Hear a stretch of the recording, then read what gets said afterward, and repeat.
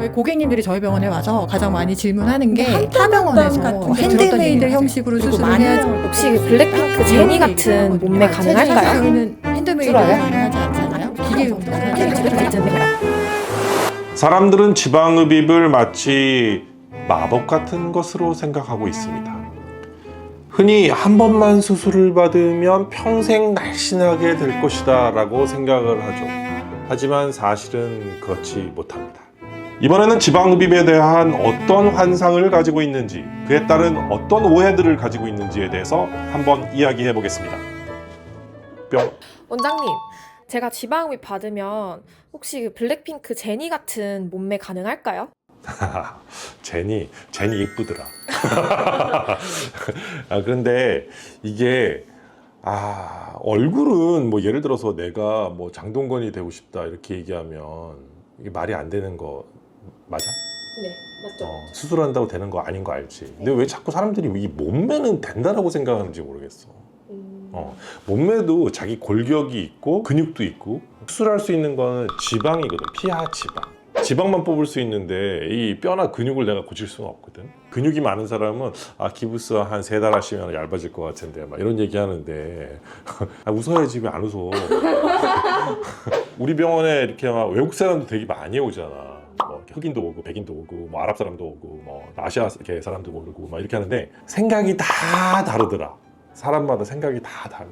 어떤 사람은 미국에서 온 흑인이었는데 종아리에다가 지방 이식 해달라고 그러고, 종아리 작지 않아. 그런데 거기다가 지방 이식 해달라고 그러고, 얼마 전에 또 인도네시아에서 오신 분은 엉덩이도 크고 허벅지도 굉장히 큰데 거기다가 지방 이식 또 해달래.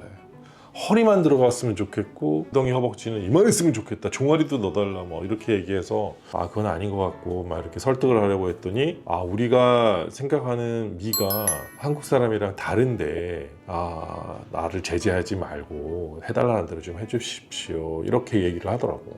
내 마음에는 동의가 안 되지만 수술을 해줬는데, 그러니까 좀 현실적인 이런 생각을 할 필요가 있어요.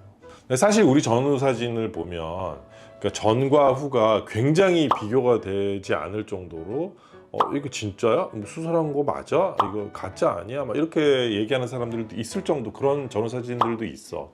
그런데 그런 사진의 주인공은 대부분의 경우 피하 지방은 많고 근육은 작고 골격은 작고 이런 사람들이야. 그래서 제니, 결론적으로 넌 제니 안 돼.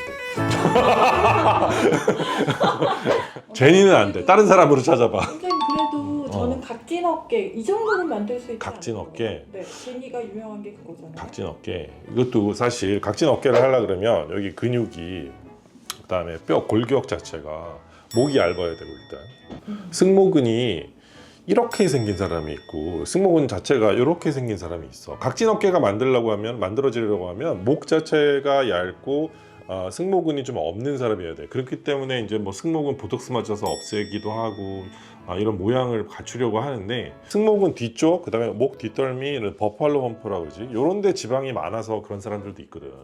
그런 사람들은 지방흡입 해주면 굉장히 괜찮아. 그래서 뭐 지방흡입으로는 무조건 뭐 제니의 각진 어깨처럼 만들 수 있다, 뭐 이런 게 아니라, 그렇게 지방이 살이 쪄서 그거를 해결해주면 될 사람은 된다. 근데 지방흡입하면 체중이 확 줄어요? 이렇게 생각하는 사람 너무 많아. 이 지방흡입을 하면 뭐 예를 들어서 한 80kg 나가던 사람이 한 50kg 막 이렇게 될 거라고 생각을 해. 근데 체중계에 올라갔을 때잖아. 그러면 80에서 50이 되려고 그러면 몇 킬로 빠져야 돼? 30kg 빠져야 돼. 콜라 PT병 이런 거 하나에 2리터니까 대충 2kg라고 해. 그러면은 2kg면 몇 개가 빠져야 돼? 15개. 15개. PT병 15개. 이만큼을 지방흡입으로 뺀다. 거의 불가능해. 그만큼 있지도 않아요. 왜냐면 우리가 체중이 빠지면 지방도 빠지지만 근육도 빠지거든. 그렇기 때문에 지방 근육이 다 빠져. 뼈만 안 빠져. 그래서 체중 변화는 사실 지방흡입으로 굉장히 큰 변화를 일으키긴 어렵다, 말도 안 된다, 이런 생각을 가지고 있어야 돼요. 그럼 뭐가 좋아지나요? 모양이 좋아집니다. 같은 80kg라도 어떤 사람은 배 튀어나오고 볼록볼록 막 이렇게 튀어나와서 보기 싫은 80kg가 있고, 어떤 사람은 80kg지만 모양이 슉 그래서 글래머러스하게 보일 수도 있어. 그치? 그러니까 그 차이가 지방흡입이 만들어낼 수 있는 그런 차이예요. 고객님들이 저희 병원에 와서 가장 많이 질문하는 게 타 병원에서 이제 들었던 얘기를 하세요. 핸드메이드 형식으로 수술을 해야지만이 피부 표현이 되게 깔끔하고 예쁘게 나오며 그리고 많은 양을 또 뽑을 수 있다 이렇게 얘기를 하거든요. 근데 사실 저희는 핸드메이드를 저희는 하지 않잖아요. 기계음만 하잖아요. 뭐 정확하게 어떤 차이가 있는지 궁금해요. 이거 의사 선생님들도 굉장히 잘못 알고 있는 사람들이 굉장히 많아. 이게 핸드메이드라는 거는 사실 어느 순간 핸드메이드라는 단어를 마케팅에 사용을 하면서 이게 부각이 된 거고, 그냥 진동 기계를 쓰는 선생님이 있고 진동 기계를 쓰지 않는 선생님이 있는 거예요. 진동이라는 거는 이렇게 움직이니까 이 움직이는 거를 기계가 해주는 거고, 핸드메이드라는 거는 그냥 캐뉴얼, 매뉴얼이라고 보통 많이 하거든요. 매뉴얼로 다시 말해서 내가 열심히 해야 되는 거지. 그러면 내가 열심히 하는 거랑 기계가 이렇게 움직이는 거랑 비교를 했을 때 기계를 움직이는 것보다 내 손으로 하는 게 훨씬 좋다라고 얘기하는데, 그냥 상식선에서 한번 생각해봐.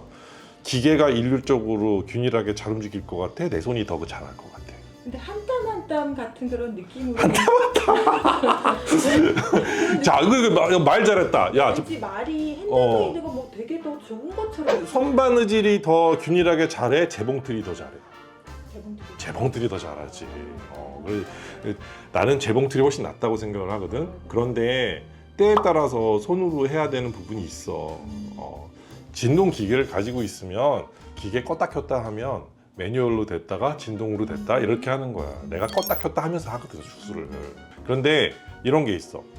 먼 곳에 있잖아. 수술을 할 때는 내가 어떤 부위를 절개를 하고 먼 곳부터 가까운 곳까지 다 균일하게 쫙 빼거나 아니면 어떤 모양을 주거나 그래야 돼.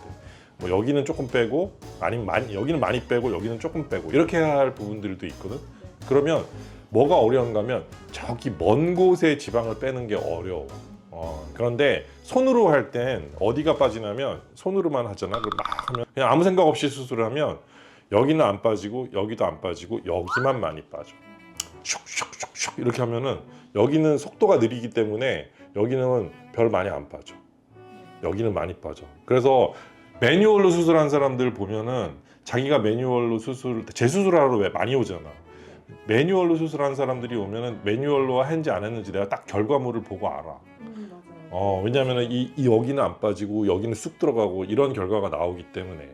매뉴얼로 하는 선생님들이 다 그렇게 만드느냐? 그건 또 아니야. 잘하는 선생님들 잘하지. 다시 말해, 기계 탓하면 안 돼.